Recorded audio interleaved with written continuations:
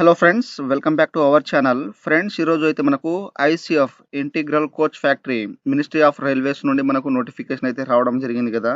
So ఇప్పుడైతే దీనికి సంబంధించిన ఆన్లైన్ ఫామ్ అప్లై ఏ విధంగా చేయాలో ఈ వీడియో తెలుసుకుందాం. సో ఇక్కడ వచ్చేసి దీనికి సంబంధించిన అఫీషియల్ నోటిఫికేషన్ అయితే చూసుకోవచ్చు. సో మనకు ఇంటిగ్రల్ కోచ్ ఫ్యాక్టరీ చెన్నైకి సంబంధించింది. సో ఇక్కడ ఎంగేజ్మెంట్ ఆఫ్ అప్రెంటిస్షిప్ సంబంధించిన నోటిఫికేషన్ అయితే వాళ్ళు రిలీజ్ చేయడం అయితే జరిగింది. సో ఇక్కడ మనకు ఆన్లైన్ డేట్ వచ్చేసి 22 మే నుండి ఇక్కడ 21 జూన్ వరకు అయితే మనకు లాస్ట్ డేట్ అయితే అవుతుంది. సో ఇక్కడ వచ్చేసి మనకు ఫ్రెషర్ అండ్ ఎక్స్ఐటిఐ వాళ్ళు దీనికైతే అప్లై చేసుకోవచ్చు. సో ఇక్కడ ఫ్రెషర్ వచ్చేసి మనం ఇంటర్మీడియట్ పాస్ అయి ఉండాలి. అండ్ నేనైతే ఫ్రెషర్‌కు సంబంధించిన ఆల్రెడీ అయితే వీడియో అయితే చేశాను. సో ఇప్పుడైతే ఐటీఐ వాళ్ళు ఏ విధంగా అప్లై చేయాలో ఇక్కడైతే తెలుసుకుందాం. సో మనకు టోటల్ వేకెన్సీస్ వచ్చేసి మనకు 320 అనేది ఫ్రెషర్ అయితే ఇచ్చారు. తర్వాత ఐటీఐ వాళ్ళకొచ్చేసి 670 అయితే ఇక్కడ వేకెన్సీ అనేది ఇచ్చారు. అండ్ ఇక్కడ మనకు సంబంధించిన డీటెయిల్స్ అయితే వాళ్ళు పూర్తిగా ఇక్కడ మెన్షన్ అయితే చేయడం అయితే జరిగింది. సో మీరు జాగ్రత్తగా ఇక్కడైతే చూసుకోండి. సో ఇక్కడ education qualification and training period చూసుకుంటే ఇక్కడ ఐటీఐ వాళ్ళు వచ్చేసి ఫిల్టర్ ఎలక్ట్రీషియన్ వచ్చేసి ఇక్కడ 10th పాస్ అయి ఉండాలి. సో దాంట్లో మనం 50% మార్కులు అయితే పాస్ అయి ఉండాలి. అండ్ దీంట్లో ఐటీఐ అయితే కంపల్సరీ అయితే ఉండాలి. సో పీరియడ్ టైమింగ్ వచ్చేసి మనకు 1 ఇయర్ అయితే ఉంటుంది. తర్వాత ఇక్కడ కార్పెంటర్, ఇక్కడ పెయింటర్ వచ్చేసి ఇక్కడ 10th పాస్ అయి ఉండాలి. దాంట్లో పాటు మనకు 50% మార్కులు అయితే పాస్ అయి ఉండాలి. దాంతో పాటు మనం ఐటీఐ అయితే చేసి ఉండాలి. సో ఇక్కడ ఇయర్ అయితే 1 ఇయర్ అయితే ఇచ్చారు. అండ్ ఇక్కడ ఫ్రెషర్ క్యాండిడేట్ వచ్చేసి అంటే ఇంటర్మీడియట్ పాస్ ఉన్న వాళ్ళు దీనికైతే అప్లై అయితే చేసుకోవచ్చు. ఫిల్టర్ ఎలక్ట్రీషియన్ వచ్చేసి మనం 10థ్‌లో 50% మార్కులు అయితే వచ్చి ఉండాలి. తర్వాత ఇంటర్మీడియేట్‌లో సైన్స్ అండ్ మ్యాథ్స్ అయితే కంపల్సరీ సబ్జెక్ట్ అయితే ఉండాలి. సో మనకు పీరియడ్ ట్రైనింగ్ వచ్చేసి 2 ఇయర్స్. తర్వాత ఇక్కడ కార్పెంటర్ వచ్చేసి ఇక్కడ 10th పాస్ అయి ఉండి 50% మార్కులు అయితే పాస్ అయి ఉండాలి. సో దీంట్లో ఇంటర్మీడియేట్ పాస్ అయి ఉంటే చాలు, ఎటువంటి గ్రూప్స్ మీరు తీసుకున్నా అప్లై అయితే చేసుకోవచ్చు. సో ఇక్కడైతే మనకు ఇయర్ అయితే ఇచ్చారు, ట్రైనింగ్ ఇయర్ అనేది. సో ఇక్కడైతే చూసుకోండి. సో నేనైతే ఆల్రెడీ ఫ్రెషర్‌కి సంబంధించిన ఆన్లైన్ ఫామ్ అప్లై అయితే చేశాను. సో ఇప్పుడైతే మనం ఐటీఐకి సంబంధించిన ఆన్లైన్ ఫామ్ అప్లై చేయాలో, ఏ విధంగా చేయాలో ఇక్కడైతే తెలుసుకుందాం. సో మీరు జాగ్రత్తగా ఇక్కడైతే మీకు సంబంధించిన సాలరీ అయితే వాళ్ళు మెన్షన్ చేశారు. సో ఇక్కడైతే చూసుకోండి.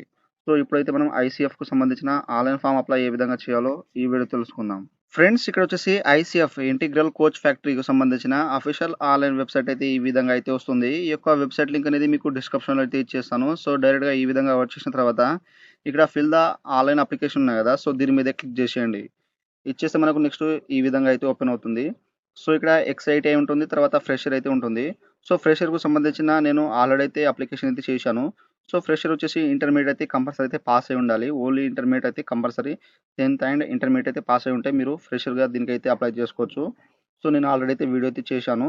సో ఇప్పుడైతే మనం ఐటీఐ ఏ విధంగా అప్లికేషన్ చేయాలో ఇక్కడైతే తెలుసుకుందాం. సో ఇక్కడ ఎక్స్ఐటిఐ మీద అయితే క్లిక్ ఇచ్చేసేయండి. ఇచ్చేసి మనకు అప్లికేషన్ ఫామ్ అనేది ఈ విధంగా అయితే ఓపెన్ అవుతుంది.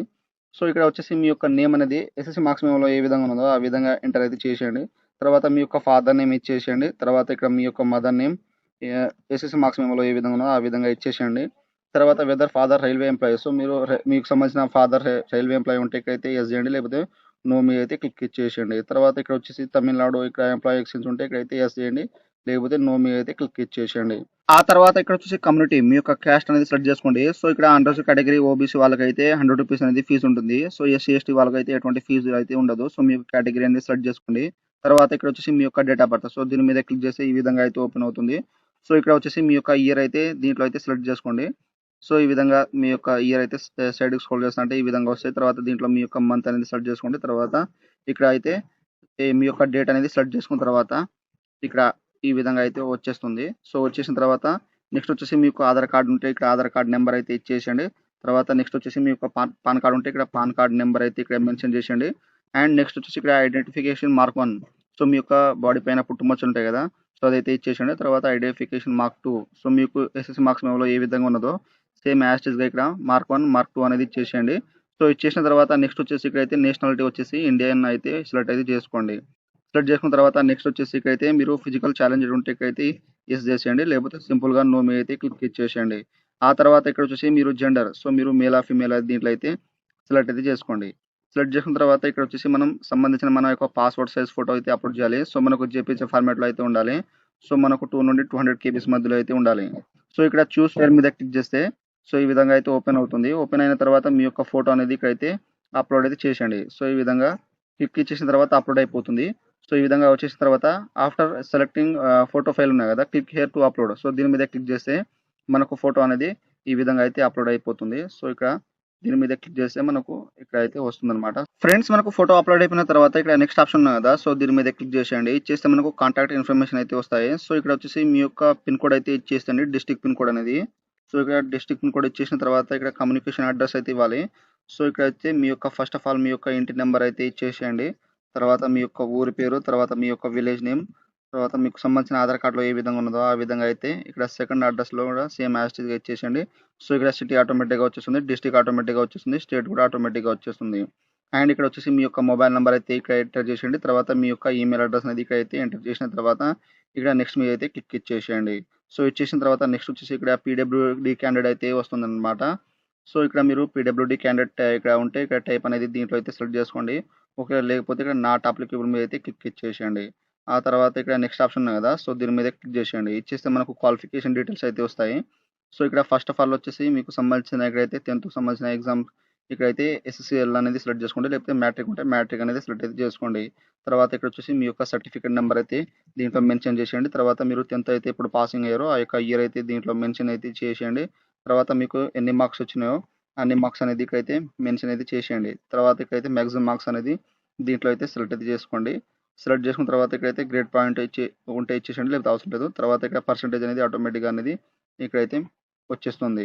సో ఈ విధంగా వచ్చేసిన తర్వాత నెక్స్ట్ వచ్చేసి ఇక్కడైతే మీకు ఇంటర్మీడియేట్ డీటెయిల్స్ ఉంటే ఇచ్చేసేయండి. లేకపోతే అవసరం అయితే లేదు.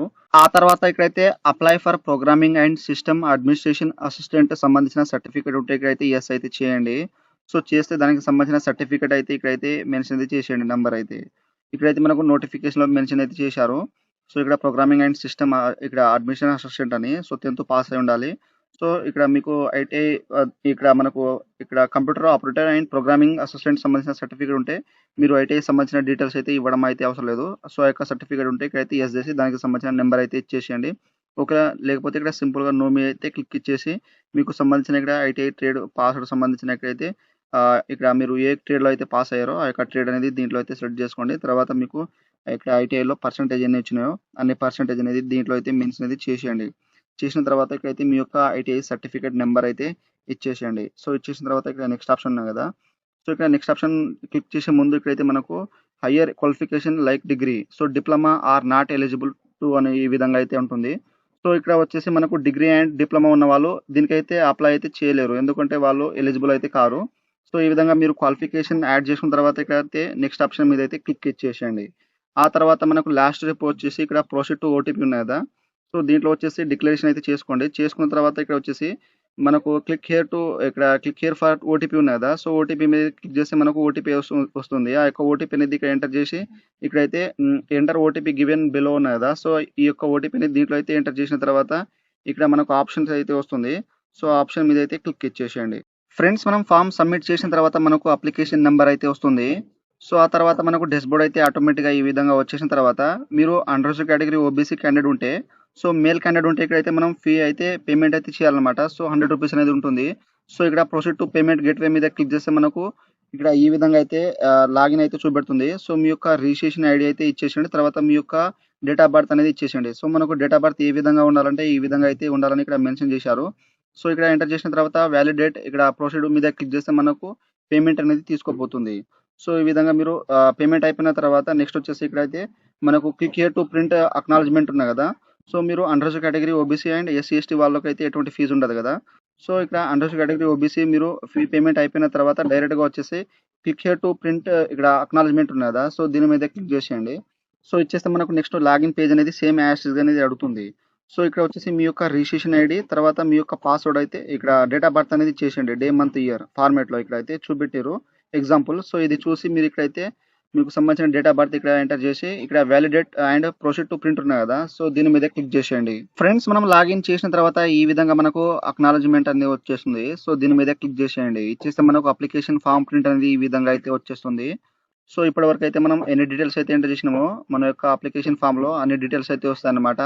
సో ఫ్యూచర్ యూజ్ కోసం మీరైతే దీన్ని ప్రింట్ అయితే తీసుకోండి. సో ఇక్కడ డౌన్‌లోడ్ ఆప్షన్ ఉంది కదా! సో దీని మీద క్లిక్ చేస్తే మనం దీన్ని అయితే డౌన్‌లోడ్ అయితే చేసుకోవచ్చు. అండ్ మొబైల్‌లో మనం ప్రింట్ అనే ఆప్షన్ వస్తుంది. సో ప్రింట్ మీద క్లిక్ చేస్తే మీరు మీ యొక్క అప్లికేషన్ అనేది డౌన్‌లోడ్ అయితే చేసుకోండి. ఎప్పుడైనా ఫ్యూచర్ అవసరం కోసం. సో ఈ విధంగా అయితే మనకు ఐసీఎఫ్‌కు సంబంధించిన ఆన్‌లైన్ ఫార్మ్ అప్లై అనేది ఈ విధంగా అయితే చేయండి. సో మీరైతే అప్లై చేసేటప్పుడు ఏమైనా డౌట్స్ ఉంటే నాకు కామెంట్ సెక్షన్‌లో కామెంట్ ఇవ్వండి. సో ఫ్రెండ్స్, నా వీడియో మీకు నచ్చినట్లయితే షేర్, లైక్, సబ్స్క్రైబ్ చేసి బెల్ ఐకాన్ని ఆన్ చేసుకోండి. మరిన్ని వీడియోల కోసం నా ఛానల్‌ని సబ్స్క్రైబ్ చేసుకోండి. Thank you for watching.